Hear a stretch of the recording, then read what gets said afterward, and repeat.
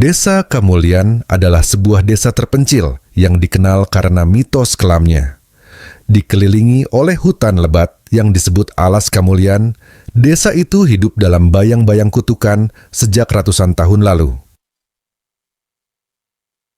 Penduduk desa percaya bahwa hutan itu dihuni oleh makhluk gaib yang haus akan jiwa manusia, terutama sosok dukun perempuan bernama Nyai Surti yang meninggal secara tragis. Satu larangan yang diwariskan dari generasi ke generasi adalah jangan pernah pun memasuki Alas Kamulyan setelah senja. Namun, kepercayaan ini dianggap tak lebih dari takhayul oleh Arga, seorang mahasiswa antropologi yang datang ke desa tersebut untuk melakukan penelitian. Tanpa mengetahui bahaya yang mengintainya, Arga melangkah ke dalam hutan, membuka pintu menuju kutukan yang tak pernah mati. Arga tiba di desa Kamulyan pada sore hari, membawa tas penuh buku catatan, kamera, dan alat perekam. Sebagai mahasiswa tingkat akhir, ia sedang menyelesaikan tesis tentang mitos lokal dan bagaimana cerita rakyat memengaruhi budaya masyarakat pedesaan. Desa Kamulyan dengan kisah-kisah tentang kutukan Alas Kamulyan adalah subjek yang sempurna untuk penelitiannya. Ia menyewa kamar di rumah Pak Baryo, seorang tetua desa yang dikenal memiliki banyak cerita tentang masa lalu desa. Sore itu, sambil menikmati teh jahe, Arga meminta Pak Baryo menceritakan tentang Alas Kamulyan. Banyak yang menganggap itu hanya mitos, Pak, kata Arga sambil tersenyum skeptis. Tapi saya ingin mendengar langsung dari penduduk desa. Pak Baryo menghela napas panjang. Mitos? Anak muda, kau tak tahu apa yang kau bicarakan. Alas Kamulyan bukan sekadar cerita. Itu adalah kutukan. Siapapun yang masuk ke sana setelah senja, jarang kembali dengan selamat. Arga tersenyum, tapi dalam hati ia merasa semakin tertarik. Lalu siapa Nyai Surti? Apakah dia benar-benar seorang dukun jahat? Pak Baryo tidak langsung menjawab. Ia menatap keluar jendela, ke arah hutan yang gelap, seolah ada sesuatu di sana yang mengawasinya. Nyai Surti adalah seorang dukun yang pernah dihormati di desa ini. Akhirnya, Pak Baryo berbicara dengan suara rendah. Tapi warga desa berbalik melawannya, karena mereka percaya dia menggunakan ilmu hitam untuk mencelakai orang. Mereka menyeretnya ke hutan dan membakarnya hidup-hidup di bawah pohon beringin besar. Sejak saat itu, hutan menjadi miliknya. Roh Nyai Surti masih di sana, menunggu. Menunggu apa? Tanya Arga dengan rasa penasaran yang semakin besar. Menunggu jiwa-jiwa yang cukup bodoh untuk melangkah masuk, jawab Pak Baryo. Matanya menatap tajam ke arah Arga. Malam itu, saat bulan purnama bersinar redup di langit, Arga menemukan sesuatu yang aneh di depan pintu kamarnya. Sebuah secarik kertas tua dengan tulisan tangan berbunyi, "Jika kau ingin tahu kebenarannya, temui aku di Alas Kamulyan, sendirian, setelah senja." Arga merasa darahnya berdesir. Siapa yang meninggalkan pesan ini? Apakah ini lelucon dari penduduk desa atau sesuatu yang lebih serius? Ia memutuskan untuk tidak memberitahu siapapun dan berencana masuk ke hutan keesokan harinya. Sebagai seorang skeptis, ia yakin ini adalah kesempatan untuk membuktikan bahwa semua mitos tentang hutan itu hanyalah takhayul. Keesokan harinya, saat senja menjelang, Arga memasuki Alas Kamulyan. Langit mulai gelap, dan suara-suara hutan terasa semakin asing. Pohon-pohon besar menjulang seperti penjaga bisu, dan angin malam membawa bau lembab tanah yang bercampur dengan sesuatu yang anyir. Langkahnya berhenti di sebuah tanah lapang di tengah hutan, di mana berdiri sebuah pohon beringin besar. Di bawahnya duduk seorang perempuan tua dengan kain jarik lusuh, kepalanya tertunduk. "Selamat datang, Arga." Perempuan itu berbicara tanpa mengangkat wajahnya. Arga terkejut. "Bagaimana Anda tahu nama saya?" Perempuan itu mendongak perlahan, memperlihatkan wajahnya yang penuh kerutan dengan mata yang kosong. Aku tahu segalanya tentangmu. Kau datang untuk mencari kebenaran, bukan? Arga merasa tubuhnya membeku. Siapa Anda? Aku adalah Nyai Surti, pemilik hutan ini, jawab perempuan itu dengan suara yang lembut, tetapi mengancam. Nyai Surti mulai menceritakan kisahnya. Ia dulunya adalah tabib yang menyembuhkan banyak orang di desa. Namun, saat wabah penyakit melanda, penduduk desa menuduhnya menggunakan ilmu hitam untuk mencelakai mereka. Mereka membakar tubuhku, tapi tidak bisa membakar jiwaku. Katanya, matanya mulai bersinar merah. Kutukan ini bukan milikku, melainkan milik mereka. Kau akan melihat kebenaran yang mereka sembunyikan. Saat Nyai Surti menghilang ke dalam bayangan, Arga mulai merasa hutan itu berubah. Pohon-pohon bergerak seperti makhluk hidup, dan suara-suara aneh mulai memenuhi udara. Dalam perjalanan kembali, Arga merasakan sesuatu yang salah. Jalan setapak yang ia lewati sebelumnya berubah, bercabang-cabang tanpa arah. Ia mencoba tetap tenang, tetapi bisikan-bisikan mulai terdengar di telinganya. Arga, jangan tinggalkan kami. Panik, Arga melanggar peringatan Nyai Surti dan menoleh ke belakang. Yang ia lihat membuat darahnya membeku. Sosok-sosok bayangan dengan mata merah menyala berdiri di antara pepohonan, menatap langsung ke arahnya. Arga berdiri di tengah jalanan desa yang kini kosong. Tidak ada suara ayam berkokok. Tidak ada penduduk desa yang berlalu lalang, hanya keheningan yang terasa menyesakkan. Rumah-rumah yang sebelumnya tampak sederhana tetapi hangat, kini terlihat seperti reruntuhan yang telah lama ditinggalkan. Ia berjalan ke arah penginapan tempat ia tinggal. Pintu rumah Pak Baryo terbuka sedikit, tetapi tidak ada tanda-tanda kehidupan di dalamnya. Pak Baryo, panggil Arga, suaranya bergema di ruang kosong itu. Tidak ada jawaban.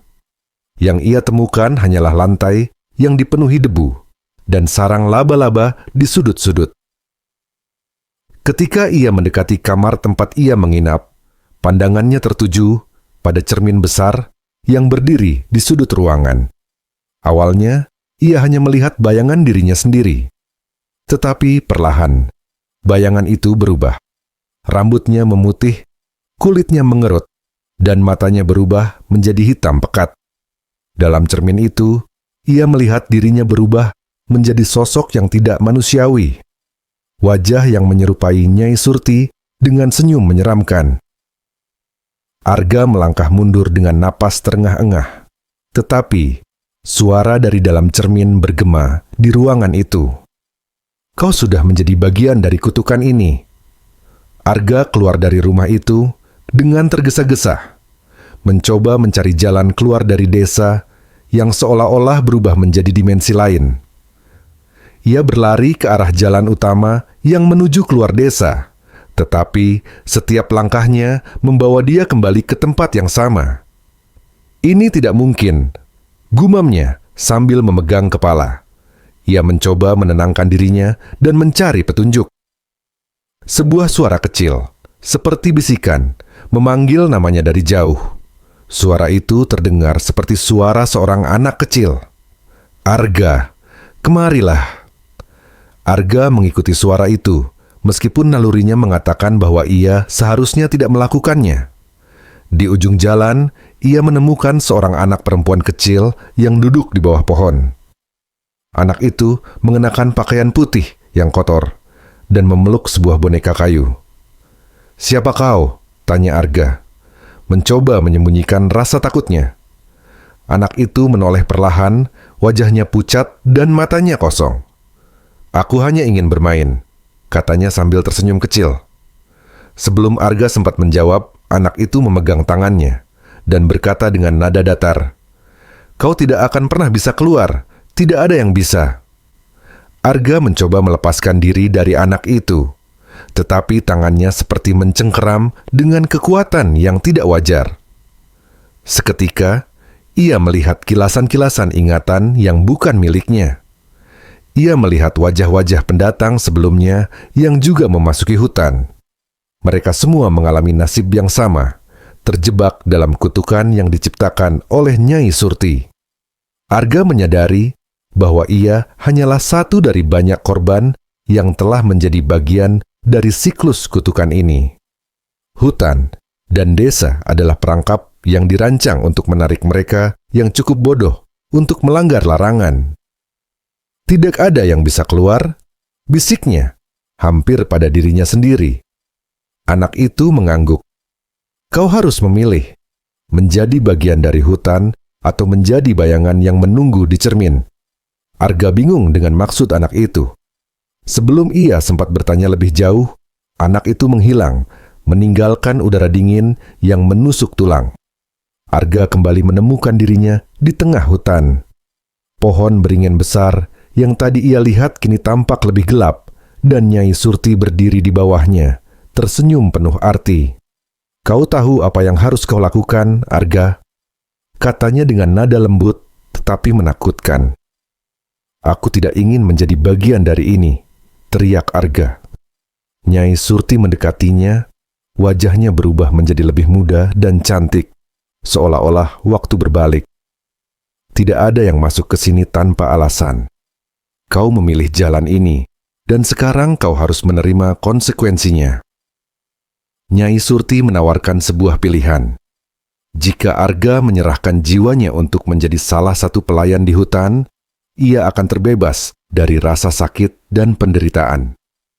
Jika ia menolak, jiwanya akan dipenjara dalam cermin, menjadi bayangan yang tidak pernah mati. Pilihlah, Arga. Waktumu tidak banyak. Arga berdiri di depan cermin besar itu, napasnya terengah-engah. Refleksi dirinya yang menyerupai Nyai Surti menatapnya tajam, tetapi ia masih mencoba menyangkal apa yang dilihatnya.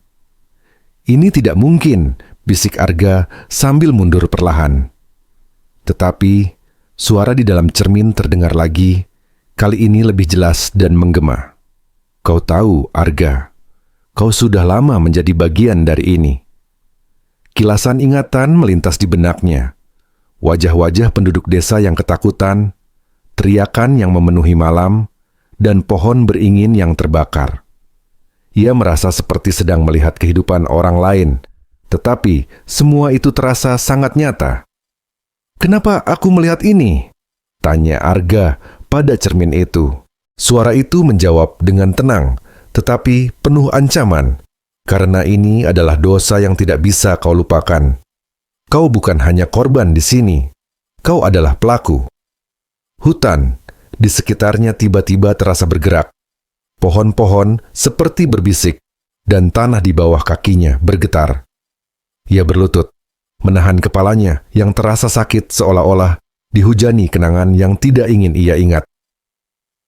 Saat Arga berjuang melawan ingatan yang menghantam pikirannya, ia mendengar suara langkah-langkah berat mendekat. Dari balik pepohonan, muncul sosok-sosok yang tampak seperti bayangan gelap berbentuk manusia. Mata mereka merah menyala, dan tubuh mereka melayang di atas tanah. Mereka mendekat perlahan, mengelilinginya. Salah satu dari mereka berbicara. Suaranya seperti tumpang tindih dari banyak orang. Kau tidak bisa lari, Arga. Ini adalah takdir yang sudah ditentukan. Arga berteriak, mencoba melarikan diri, tetapi langkahnya terasa berat. Bayangan-bayangan itu menyeretnya kembali ke cermin, memaksanya melihat refleksi dirinya lagi. Kali ini, refleksi itu tidak hanya menyerupai Nyai Surti. Refleksi itu tersenyum dan berbicara dengan suara yang sama. Kau adalah aku, Arga, dan aku adalah engkau. Arga mulai kehilangan kendali atas tubuhnya.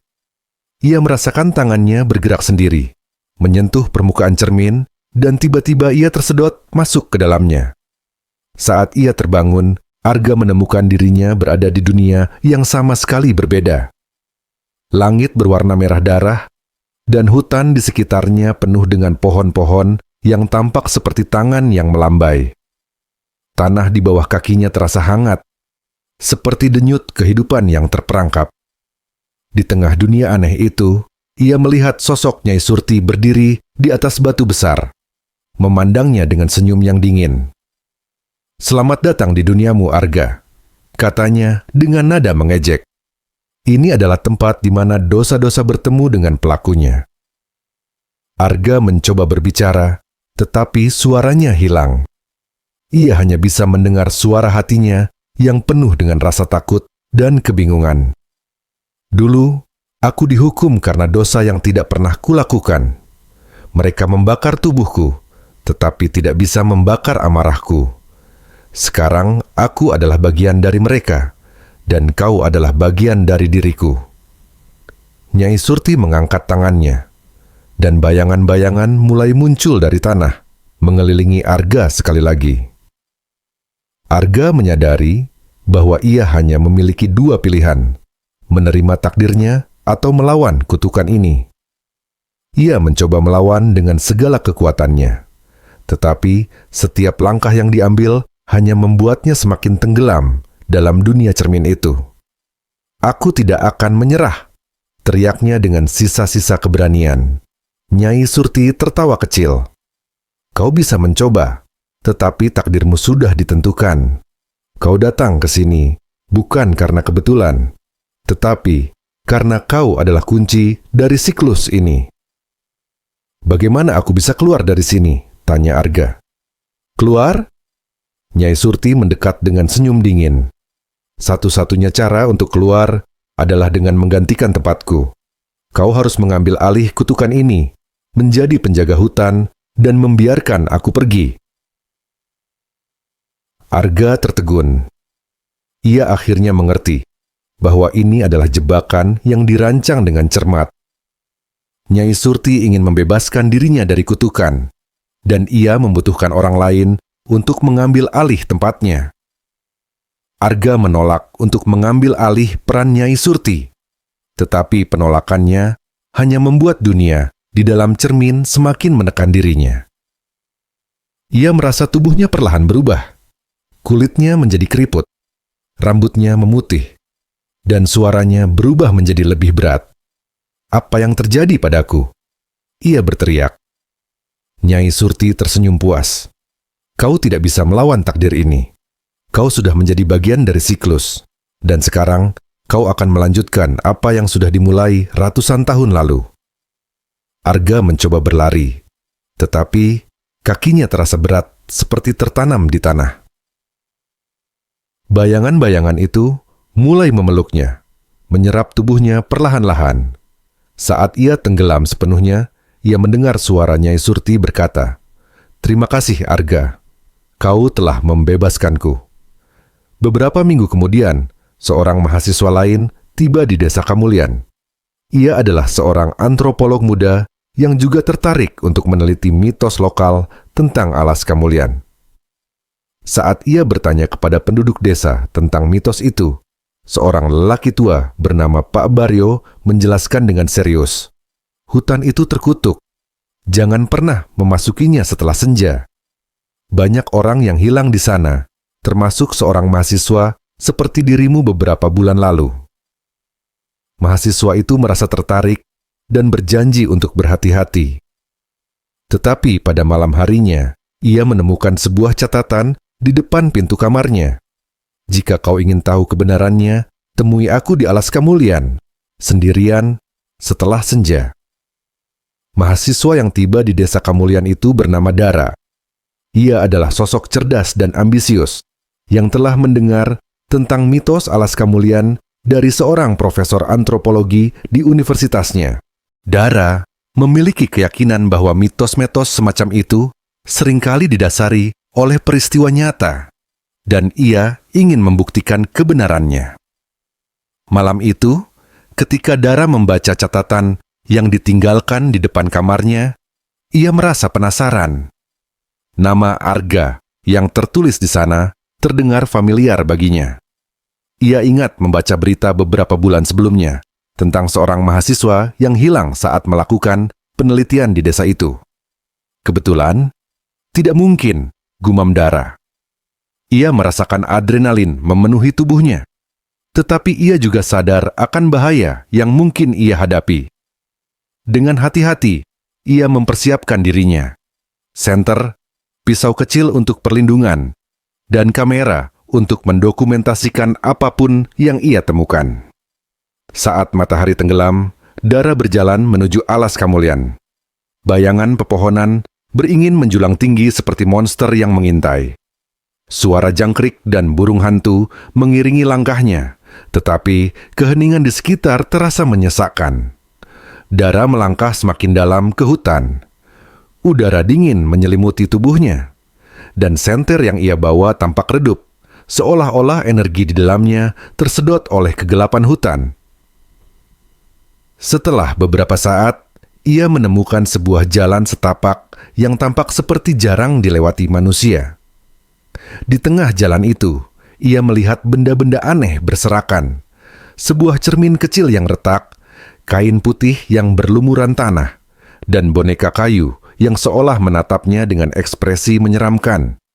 Ia memungut cermin kecil itu, dan saat ia melihat ke dalamnya, ia dikejutkan oleh bayangan yang bergerak cepat di belakangnya. Dara berbalik, tetapi tidak ada siapapun di sana. "Tenang, Dara," katanya kepada dirinya sendiri, mencoba mengendalikan ketakutannya. Namun, saat ia melangkah lebih jauh, ia mendengar suara langkah kaki yang mengikutinya. Langkah itu terhenti setiap kali ia berhenti berjalan, membuatnya merasa seperti sedang diawasi. Dara akhirnya sampai di sebuah pohon beringin besar yang tampak seperti pusat dari alas Kamulyan. Di bawah pohon itu, ia melihat sesosok bayangan berdiri membelakanginya. Sosok itu tinggi dan kurus, dengan rambut yang berantakan.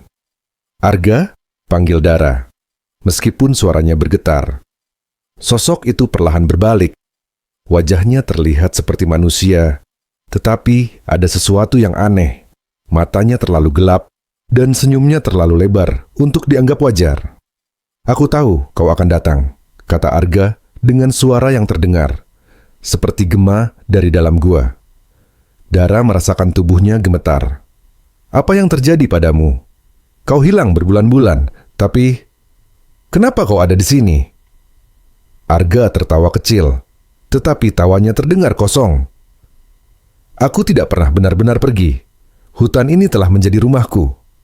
Dan sekarang kau ada di sini, karena kau dipilih." "Dipilih? Apa maksudmu?" tanya Dara, mencoba memahami situasinya. Arga tidak menjawab. Sebaliknya, ia menunjuk ke arah cermin besar yang berdiri di dekat pohon beringin itu.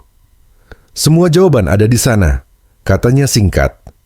Dara mendekati cermin itu dengan hati-hati. Saat ia melihat ke dalamnya, ia tidak hanya melihat pantulan dirinya, tetapi juga kilasan-kilasan peristiwa dari masa lalu. Seorang perempuan yang dibakar hidup-hidup, desa yang dilanda kekacauan, dan sosok-sosok pendatang yang semuanya terjebak dalam siklus yang sama. Dara mundur dari cermin itu, mencoba mengolah semua yang baru saja ia lihat. "Jadi, kau ingin aku menjadi bagian dari ini?" "Tidak, aku tidak akan melakukannya." Arga mendekatinya perlahan, dengan langkah yang nyaris tidak terdengar. "Ini bukan soal keinginan, Dara. Ini adalah soal takdir. Kau tidak datang ke sini tanpa alasan. Kau adalah bagian dari siklus ini, sama sepertiku dulu." Dara mencoba melarikan diri, tetapi hutan seolah-olah hidup dan menutup setiap jalan keluar. Pohon-pohon bergerak dengan sendirinya, membentuk dinding-dinding gelap yang tidak bisa ia tembus. Arga muncul kembali di hadapannya, kali ini dengan wajah yang lebih menyeramkan. "Semakin kau melawan, semakin cepat kau tenggelam dalam kutukan ini." Namun, Dara bukanlah tipe orang yang mudah menyerah. Ia mengeluarkan pisaunya dan mencoba melawan apapun yang mendekatinya. Tetapi pisau itu tidak berguna melawan bayangan dan ilusi yang mengelilinginya. Setelah berjuang tanpa hasil, Dara menemukan dirinya kembali di depan cermin besar itu. Tetapi kali ini, cermin itu tidak menunjukkan pantulan dirinya, melainkan sosok Nyai Surti yang tersenyum dingin. Kau telah melangkah terlalu jauh, anak muda, kata Nyai Surti. Kini, tidak ada jalan kembali. Dara mencoba berbicara, tetapi suaranya tidak keluar. Ia hanya bisa melihat bagaimana sosoknya perlahan-lahan menghilang dari dunia nyata dan masuk ke dalam cermin itu. Arga, yang kini menjadi penjaga hutan, melihat Dara menghilang ke dalam cermin dengan ekspresi yang penuh penyesalan. Ia tahu bahwa siklus ini tidak akan pernah berakhir, dan Dara kini menjadi bagian dari kisah horor yang tidak akan pernah selesai. Dara membuka matanya di tempat yang berbeda. Langit merah darah menyelimuti ruang tanpa batas, sementara di sekelilingnya, bayangan-bayangan manusia berjalan tanpa arah, tampak seperti jiwa-jiwa yang hilang.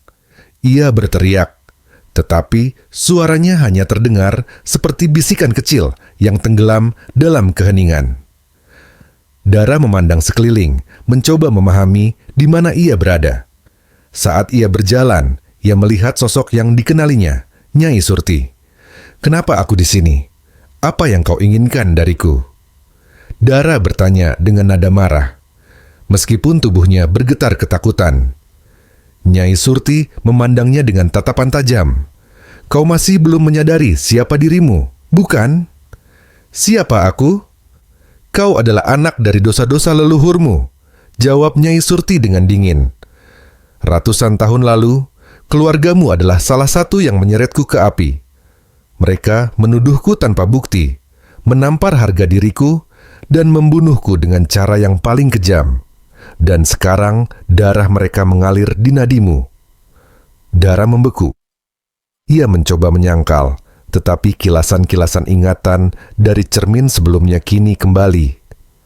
Wajah Nyai Surti yang tersiksa, penduduk desa yang bersorak ketika api melahap tubuhnya, dan seorang perempuan muda yang mirip dengan Dara berdiri di antara kerumunan, menatap dengan kebencian.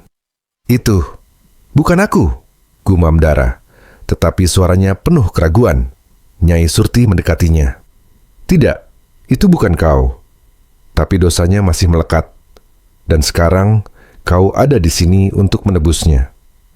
Nyai Surti mengulurkan tangannya, menawarkan sesuatu yang tak terlihat. "Hanya ada dua jalan keluar, Dara. Kau bisa menerima takdirmu dan menjadi penjaga kutukan ini, atau kau akan tinggal di dunia ini sebagai salah satu bayangan selamanya." Dara memandang tangannya, penuh rasa takut. "Kenapa aku harus mengambil peran ini? Kenapa bukan orang lain?" Nyai Surti tersenyum kecil. "Karena siklus ini tidak akan selesai tanpa pengorbanan. Aku telah cukup lama di sini. Arga menggantikan tempatku, tetapi kehadiranmu membangkitkan dendam yang lebih dalam. Kau adalah kunci terakhir. Kalau aku menerima ini, apa yang terjadi dengan dunia nyata? Apa yang terjadi pada mereka yang masuk ke hutan ini setelah aku?" Nyai Surti terdiam sejenak, kemudian berkata, "Mereka akan terus datang seperti kau. Siklus ini tidak pernah berakhir. Tapi bedanya, kau bisa memilih untuk mengakhiri penderitaanmu sendiri, meskipun yang lain masih akan terjebak." Dara menelan ludah.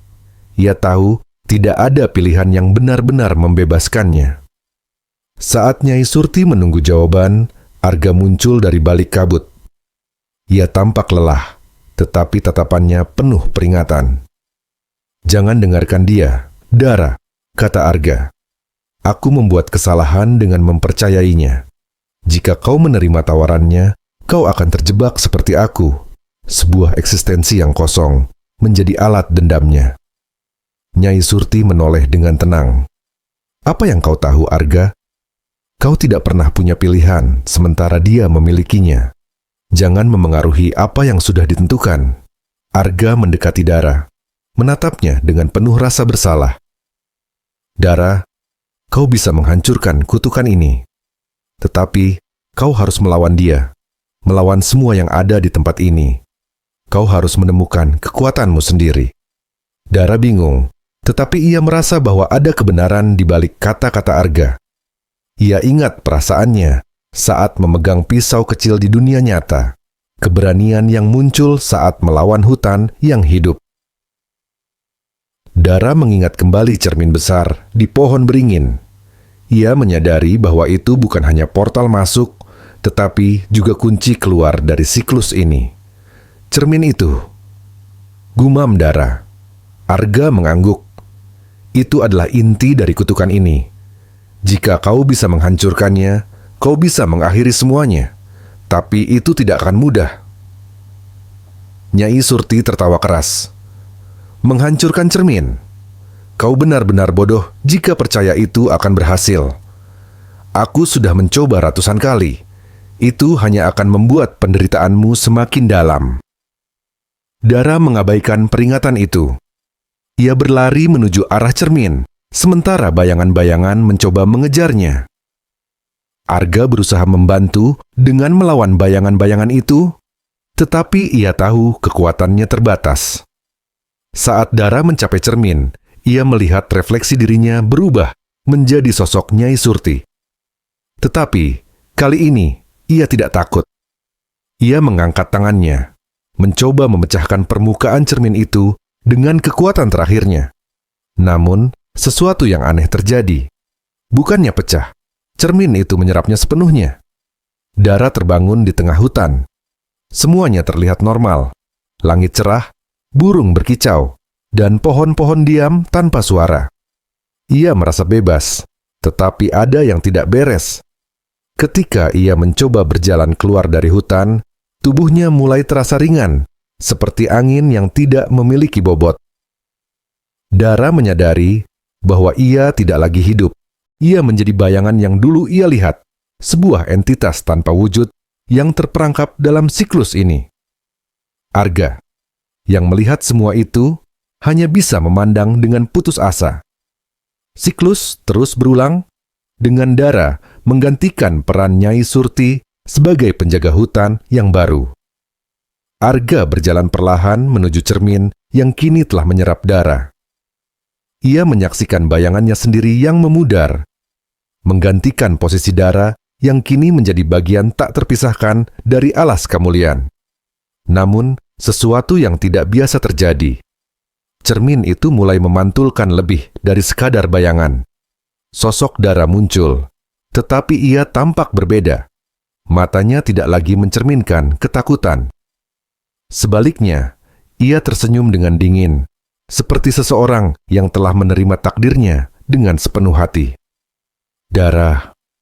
Arga memanggil dengan suara gemetar. Dara, atau entitas yang menyerupai Dara, menatapnya dari dalam cermin. Arga, kau sudah cukup lama di sini. Aku paham kenapa kau tidak bisa melawan. Tapi sekarang aku tahu bagaimana cara memutus siklus ini. Kau sudah terjebak, Dara. Tidak ada jalan keluar, kata Arga. Suaranya penuh rasa bersalah. Tapi aku berbeda darimu. Dara melangkah keluar dari cermin, tubuhnya kini tampak nyata, namun dengan aura gelap yang menyelimutinya. Aku tidak akan tinggal diam. Aku akan menyelesaikan ini dengan caraku sendiri. Dara yang baru kembali ke desa dengan langkah mantap. Penduduk desa yang melihatnya tercengang. Mereka mengira ia telah mati setelah hilang selama beberapa hari di alas kemuliaan. Namun, Dara tampak tidak seperti sebelumnya. Tatapannya dingin, gerakannya terasa tidak wajar, seolah-olah ia bukan lagi manusia. Pak Darman, kepala desa, menghampirinya dengan hati-hati. Dara, apa yang terjadi di dalam hutan itu? Kami semua khawatir. Dara tersenyum kecil, tetapi senyumnya lebih menyerupai ejekan. Aku tahu semuanya, Pak. Tentang apa yang kalian lakukan ratusan tahun lalu. Tentang Nyai Surti. Tentang dosa yang kalian sembunyikan. Penduduk desa mulai berbisik satu sama lain, bingung dan ketakutan. Apa maksudmu, Dara? Tanya Pak Darman dengan nada panik. Dara memandang mereka satu persatu. Kalian pikir dosa-dosa leluhur kalian bisa dilupakan begitu saja? Siklus ini dimulai karena kalian, dan sekarang aku di sini untuk mengakhirinya. Malam itu, Dara mengumpulkan seluruh penduduk desa di alun-alun. Ia berdiri di tengah, dengan sebuah cermin kecil di tangannya. Cermin yang ia temukan di tengah jalan, setapak di alas Kamulian. "Ini bukan hanya cermin," katanya, sambil mengangkat benda itu tinggi-tinggi. "Ini adalah saksi dari segala yang pernah terjadi di desa ini. Setiap kebohongan, setiap dosa, setiap pengkhianatan." Cermin itu mulai bersinar, memantulkan bayangan masa lalu ke udara. Penduduk desa menyaksikan adegan mengerikan. Nyai Surti dibakar hidup-hidup, orang-orang bersorak saat api melahap tubuhnya. Dan wajah mereka sendiri, leluhur mereka, terlihat penuh kebencian. "Cukup!" teriak Pak Darman. "Itu sudah lama berlalu. Itu bukan kesalahan kami." Dara menatapnya dengan tajam. "Kesalahan kalian adalah mencoba melupakan. Tapi dendam tidak pernah lupa." Cermin itu tiba-tiba memancarkan cahaya yang begitu terang hingga membuat semua orang menutup mata. Ketika mereka membuka mata, mereka menemukan diri mereka berdiri di tengah alas Kamulian, dikelilingi oleh bayangan-bayangan gelap yang bergerak perlahan. Penduduk desa panik. Mereka mencoba melarikan diri, tetapi hutan itu hidup, menghalangi setiap jalan keluar. Arga muncul dari bayangan, wajahnya penuh kesedihan.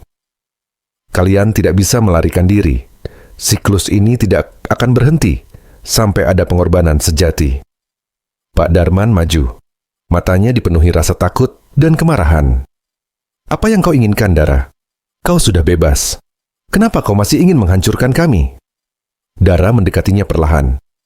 "Aku ingin mengakhiri siklus ini. Tapi untuk itu, seseorang harus membayar harga." Pak Darman terdiam, lalu tiba-tiba menunjuk seorang pemuda di antara kerumunan. "Ambil dia. Dia bukan bagian dari keluarga asli desa ini." Pemuda itu, yang baru pindah ke desa beberapa bulan lalu, mundur dengan wajah ketakutan. Namun, Dara tidak tertarik pada tawaran itu. "Tidak," katanya dengan dingin. "Hanya darah keluarga asli yang bisa memutus siklus ini." Dara mengarahkan pandangannya ke cermin kecil di tangannya. Dan tiba-tiba, wajahnya berubah. Senyum dingin itu menghilang, digantikan oleh ekspresi penuh penyesalan. "Aku tahu apa yang harus kulakukan," gumamnya. Sebelum ada yang bisa mencegahnya, Dara menghancurkan cermin itu dengan menghantamkannya ke tanah. Cermin itu pecah menjadi ribuan serpihan, dan bayangan-bayangan di sekitar mereka mulai memudar. Namun, Dara juga ikut memudar. Tubuhnya perlahan menghilang, seperti pasir yang tertiup angin. "Tidak," teriak Arga. "Kau tidak perlu melakukan ini." Dara tersenyum tipis. "Seseorang harus melakukannya. Jika bukan aku, siklus ini tidak akan pernah selesai." Dalam sekejap, semuanya kembali normal. Penduduk desa menemukan diri mereka kembali di alun-alun dengan langit yang cerah di atas mereka. Tetapi Dara tidak ada di sana. Bertahun-tahun berlalu, dan desa Kamulian menjadi tempat yang damai. Alas Kamulian tetap menjadi hutan yang lebat, tetapi tidak ada lagi yang hilang di dalamnya. Pak Darman, yang kini sudah tua, sering duduk di depan rumahnya, memikirkan apa yang terjadi malam itu. Ia tahu bahwa Dara telah mengorbankan dirinya untuk mengakhiri dendam yang melanda desa mereka. Namun, di suatu malam yang tenang, ia mendengar suara langkah kaki di depan rumahnya. Ketika ia membuka pintu, ia melihat seorang perempuan muda berdiri di sana, mirip dengan Dara. "Siapa kau?" tanyanya dengan suara gemetar. Perempuan itu tersenyum kecil. "Namaku Surti. Aku hanya ingin memastikan desa ini tetap damai." Pak Darman membeku, merasa seolah-olah siklus baru telah dimulai.